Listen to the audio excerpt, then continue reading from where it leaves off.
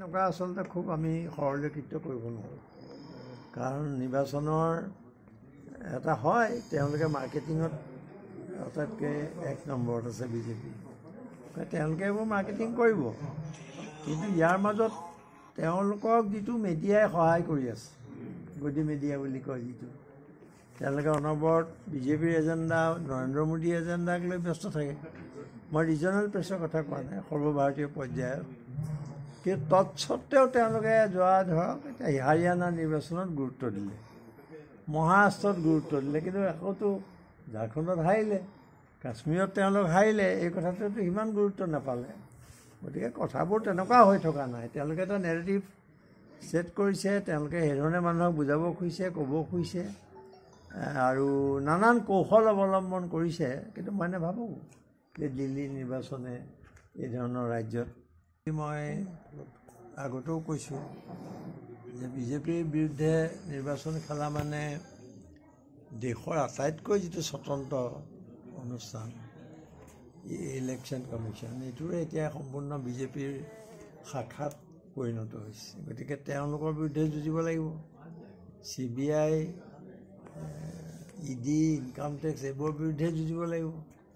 আৰু দিল্লীত কেনেকৈ মুকলিকৈ টকা বিলাইছে, কি ধৰণে ব্যৱহাৰ কৰিছে, কালি ৰিজাল্ট আজি ওলাইছে, মই বৰ ভালকৈ গমো পোৱা নাই বাৰু।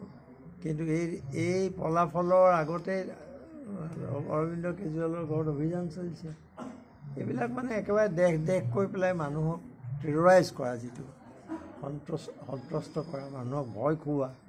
অসমতে এতিয়া আমাৰ মানুহে বহুতে চিন্তা কৰে কিবা কৰাৰ কথা, প্ৰতিবাদৰ কথা, কিন্তু বহু মানুহে ভয়তে এই প্ৰতিবাদৰ শাৰীত থিয় নহয়। কিন্তু লাহে লাহে ভয়টো ভাঙিছে, আৰু এনেকৈ ভয় খাই থাকি ভয় খুৱাই তেওঁলোকে বহুত কাম কৰিব খোজে। আজিৰ যিটো কাৰ্যসূচী, এইটো ভূপেন বৰাৰ পিতৃদেৱৰ স্মৰণত কৰা, আৰু মোৰ সাংসদ বিজুৰ পৰা তাত কিছু বৰঙণি আগবঢ়োৱা হৈছিল। আৰু সেইকাৰণে মই দিল্লীৰ সংসদ যেতিয়া চলি আছিল যদিও তাৰপৰা কালি বাহিৰে বাহিৰে আহিছোঁ। গতিকে ইয়াত আহি গম পাইছোঁ যে আগতেও উমান পাইছিলোঁ, লুৰিণজ্যোতি গগৈ আহিছে, হৈছে কংগ্ৰেছৰ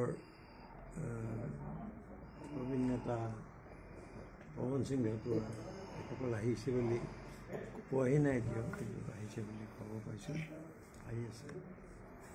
গতিকে এক অৰ্থত অনুষ্ঠানটো ৰাজনৈতিক প্ৰলেপ দিয়াটো অসুবিধা আছে, কিন্তু হ'লেও এইটো ঠিক যে ভূপেন বৰা আছে সভাপতি, আমি আছোঁ, আৰু আমাৰ পৰিচয়টো এতিয়া হৈছে যে আমি যেনে তেনে বিৰোধী দলবিলাক ঐক্যবদ্ধ হ'ব লাগে।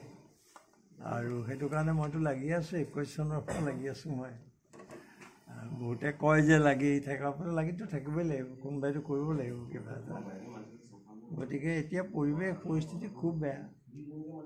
আমাৰ দেখা গৈছে যে দেশত নিৰ্বাচন যিবোৰ হৈছে, আৰু তাৰ পৰা যিটো আমি বাৰ্তা পাইছোঁ বা দেখা পাইছোঁ, গতিকে এতিয়া ৰাইজে অকল বিজেপিৰ লগত যুদ্ধ কৰিয়ে নহয়, বিজেপিৰ ক'লা ধন, বিজেপিৰ election commission, CBI, income tax, ED এইবিলাকৰ বিৰুদ্ধেও যুঁজ দিবলগীয়া হৈছে। গতিকে আইনৰ শাসন বা অন্যান্য যিবোৰ নীতি নিয়ম, সেইবোৰ সম্পূৰ্ণ নোহোৱা হৈছে সমাজত।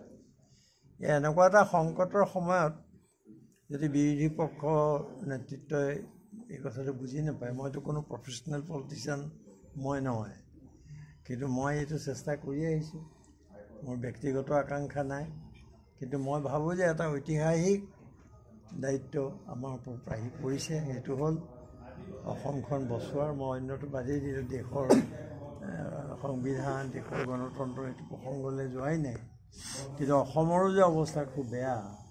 ভূপেন হাজৰিকাই যিটো গান গাইছিলে যে অসমীয়াই নিজক নিচিনিলে অসম ৰখাবলৈ যাওঁ, এই কথাবিলাক এতিয়া আমাৰ মানুহে যদি বুজি নাপায়, খন্তেকীয়া কিছুমান প্ৰলোভন, প্ৰৰোচনা, মিছা কথাত, প্ৰচাৰত যদি ভুল গৈ কিছুমান ভুল সিদ্ধান্ত লয় আৰু সঠিক সময়ত সঠিক সিদ্ধান্ত ল'ব নোৱাৰে, তেতিয়াহ'লে কিন্তু আমাৰ বহুত বিপদ আহি আছে। এই কথাটো বুজি পালে ভাল মানুহে অলপ চিন্তা কৰিলে বুজি পোৱা যাব যে আমাৰ চাৰিওকাষে কেনেকুৱা ধৰণৰ এটা পৰিৱেশ বিৰাজ কৰিছে আৰু আমাৰ গোটেই জাতিটোৰ বিৰুদ্ধে কি ধৰণৰ এটা ষড়যন্ত্ৰ ৰচিত হৈছে এই কথাবোৰ মানুহে বৰ ভালকৈ গম পোৱা নাই কিন্তু হয়তো আমাৰো ব্যৰ্থতা ৰাইজৰ ওচৰলৈ আমি এইবোৰ লৈ যাব পৰা নাই কিন্তু আপোনাৰ যিটো প্ৰশ্ন এইটোৱে যে ২৬ৰ আগতে আমি ভোট যাতে বিভাজন নহয় বিৰোধী ঐক্য যাতে গঢ়ি উঠে তাৰ বাবে এচাম বুদ্ধিজীৱীও ইতিমধ্যে